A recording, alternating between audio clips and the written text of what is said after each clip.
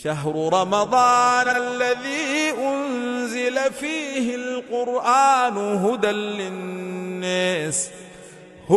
للناس وبينات من الهدى والفرقان. فبشري وبالآذو بركة يسويان وبالقبولية بأولى سعة أمد النبي محمد هبين قصوا بشهر رمضان كمذا وحو النبي قلنا شيء إن إلهي أوليه الضماء النار تكحري إن لله عتقاء من النار في كل ليلة وذلك في كل ليلة أبو نبي يقول هبين قصتي وحا إلهي وهات الضماء النار تكحرينا وبشي حريستا ضد بدن بعد اركيسا كوب iyo 10 kaabilo masaajida aan soo galin oo bisha ilaahay miskiidka soo galiyo ma dhacdo way dhacdo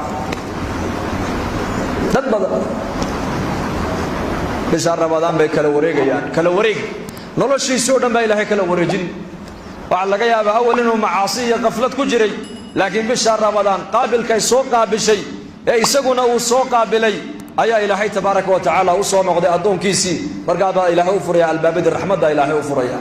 albaabada acmaasha loo furaya salaadii buu xafidaya soonkii buu xafidaya quraankii buu xafidaya akhlaaqdiisii oo dhan baa ilaahay bisha Ramadaan ku beddelaya waa bil aad u barakaysan barakadeeda waxa kugu filan sharaf waa bisha quraanka kariimka ilaahay soo dejiyay weeyaan